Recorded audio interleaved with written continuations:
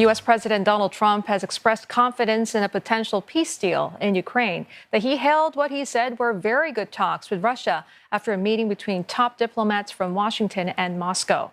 U.S. Secretary of State Marco Rubio and his Russian counterpart Sergei Lavrov sat down in Riyadh and agreed to establish high-level teams to continue negotiations.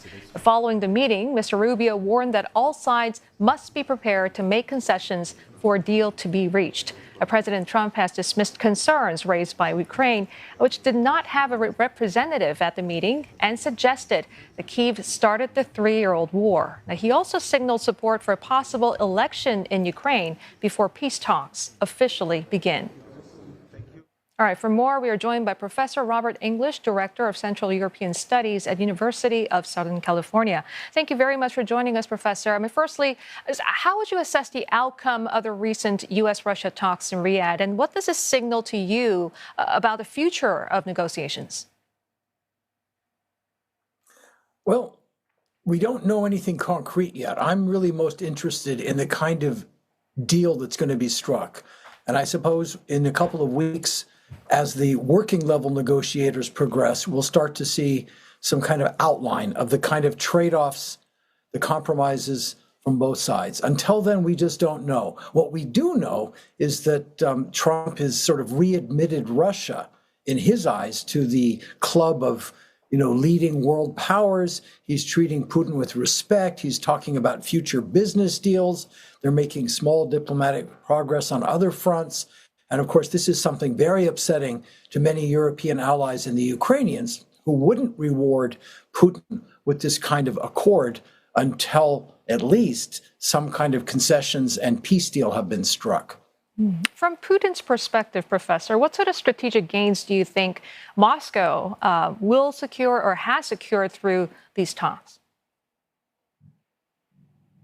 They haven't secured it yet, but Trump has signaled in advance that he's already probably agreed or going to agree to Russia's key condition, Russia's key concern, which is Ukraine not joining NATO.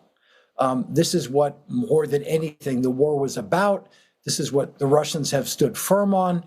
And what I am watching to see is, will there be some kind of agreement for permanent neutrality? And that will be very difficult to get Ukraine to sign on to, or the Europeans to support. Or are we arguing about a kind of moratorium for 15, even 20 years, after which the Ukrainians and NATO allies could reassess, depending on relations with Russia? That's the big difference, I think. A search for permanent neutrality, or simply a 10, 15, even 20-year pause that will permit, of course, then a territorial settlement, reconstruction, economic questions to be answered, and all the rest. And Professor, given Russia's insistence on recognizing its territorial integrity, opposing NATO troops in Ukraine, how far do you think Ukraine is prepared to compromise in negotiations to secure a ceasefire? Well, Trump has made it clear that as far as he's concerned, Ukraine has no choice. Ukraine is not sitting at the table.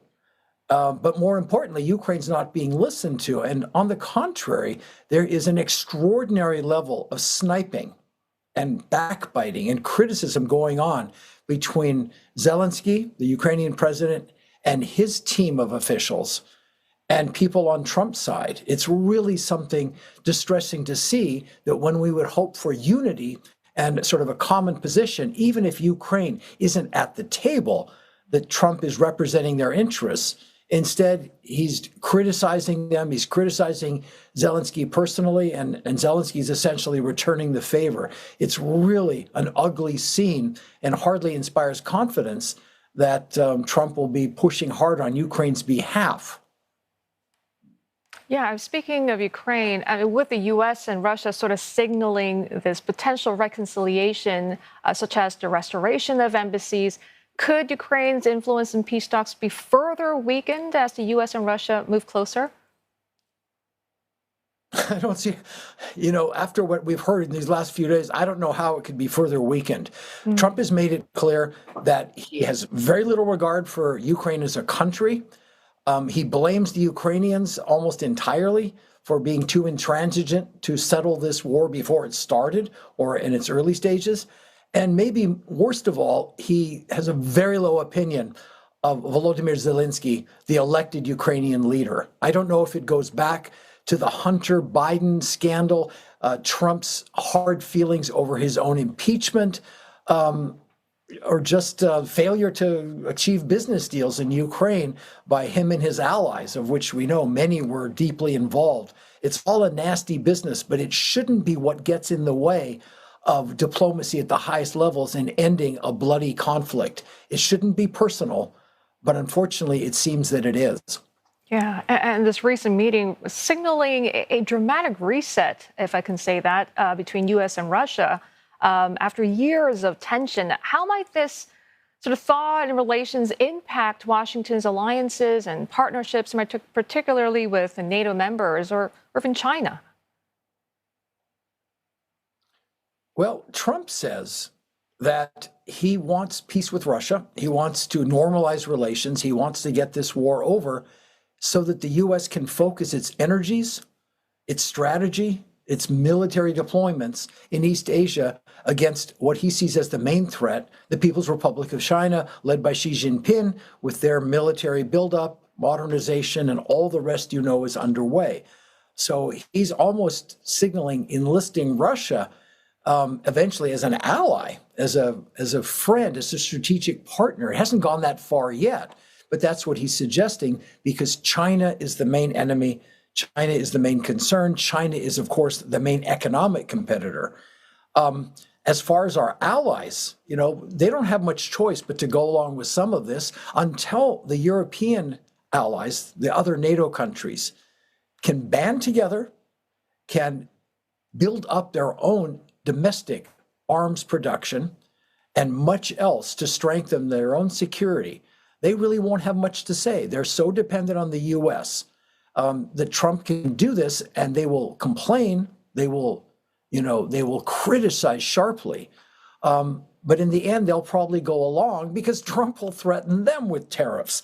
Trump will take his reprisals for disloyalty or backbiting in any way he can. They're learning very quickly, as Zelensky has learned, that with President Trump, loyalty, right, is everything. And if he sees that you undercut him or betrayed him or went against his interests in some deal 5 years ago, 10 years ago, he doesn't forget, and you'll pay the price for that later. So I think ultimately, most of America's allies will have to go along, will be careful, and will try more gently to modify Trump at the margins and to shape his policies in whatever small ways they can at the margins, understanding that they're not going to deter him from his main line of rapprochement with Russia. Okay, Professor English, we'll have to leave it there for now, but thank you very much for your time. Professor Robert English, Director of Central European Studies at University of Southern California.